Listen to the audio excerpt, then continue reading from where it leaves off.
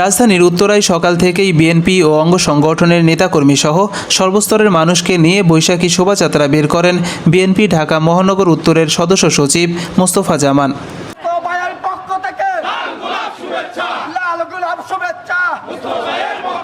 এ সময় কয়েক হাজার নেতাকর্মী নিয়ে উত্তরা পশ্চিম থানার জমজম টাওয়ার থেকে শুরু করে হাউস বিল্ডিং ৭ নম্বর সেক্টর হয়ে আজমপুরে শোভাযাত্রা শেষ হয়। এ সময় শোভাযাত্রায় অংশগ্রহণ করা সাধারণ মানুষের মাঝে আনন্দঘন অবস্থা বিরাজ করছিল। তারা বলছেন, দীর্ঘ ১৭ বছর পরে নববর্ষ উদযাপনে এরকম আনন্দ তারা আর কখনোই পায়নি। শোভাযাত্রায় এক সংক্ষিপ্ত বক্তব্যে ঢাকা মহানগর উত্তর বিএনপির সদস্য সচিব আলহাজ মোস্তফা জামান বলেন, নববর্ষের শুভেচ্ছা। ঢাকা মহানগর বিএনপির পক্ষ থেকে আমি আবারও আপনাদেরকে রক্তিম শুভেচ্ছা ও ভালোবাসা জানাচ্ছি।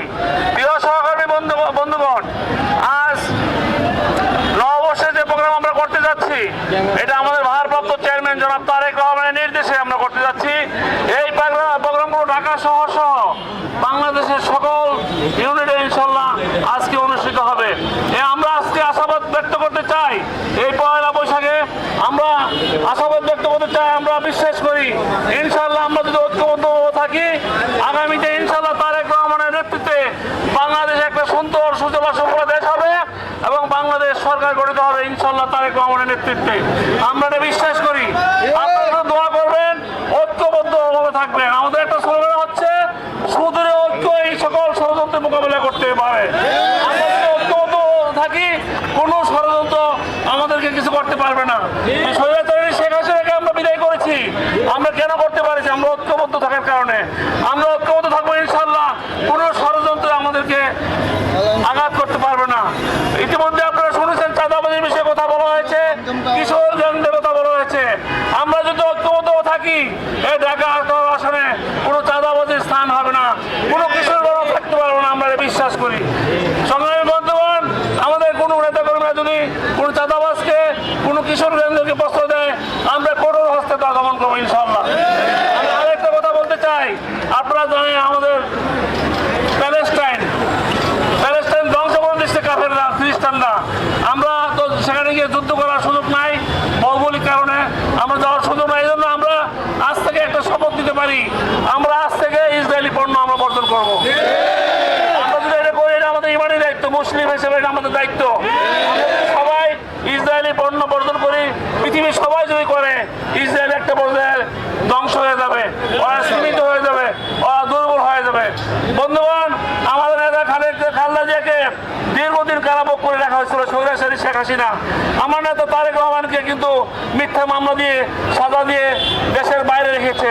আমরা বিশ্বাস করি আজকে নববর্ষের প্রথম দিন, বিশ্বাস করি আল্লাহর রহমতে খালেদা জিয়া অচিরে এসে সুস্থ হয়ে দেশে ফিরে আসবেন এবং আমার নেতার সকল মামলা থেকে অলরেডি ইতিমধ্যে সকল মামলা প্রত্যাহার হয়েছে। আমরা বিশ্বাস করি ইতিমধ্যে মামলা শেষ হওয়ার কারণে আমার নেতা ভারপ্রাপ্ত চেয়ারম্যান জনাব তারেক রহমান অনতিবিলম্বে দেশে এসে বিএনপির হাল ধরবে এবং দেশের জনগণের পাশে থেকে দেশ সেবা করার সুযোগ পাবে। আমার বন্ধুগণ, ইতিমধ্যে আপনারা শুনেছেন, কিন্তু আবাস বলেছে যারা অন্যায় করে তাদেরকে ছাড় দেওয়া হবে না, যারা বহিষ্কৃত তাদেরকেও আমরা কিন্তু কোনো অবস্থায় স্পেস দেবো না। তারা কোথায় ছিল, তারা আমাদের পাশে ছিল, আমরা হয়তো দেখিনি। আমরা তাদের পাশে কোনো অবস্থায় তাদেরকে আমরা বহিষ্কার করি, তাদেরকে বহিষ্কার উঠে রাখ পর্যন্ত কোনো অবস্থায় তাদেরকে আমরা আমাদের দল থেকে কোনো স্পেস দেবো না। বন্ধুরা আমার, আমরা এমন কোনো কাজ করবো না। আমাদের আজকে শপথ দিতে হবে, আমরা বহিষ্কার করার মতো কোনো কাজ করবো না। আমাদের যুবদল, ছাত্রদল, আমাদের বিএনপি নেতৃবৃন্দ আপনারা আছেন, আপনাদের মধ্যে আমার আহ্বান থাকবে, আজকে পয়লা বৈশাখ আমরা আজকে একটা শপথ দিতে পারি।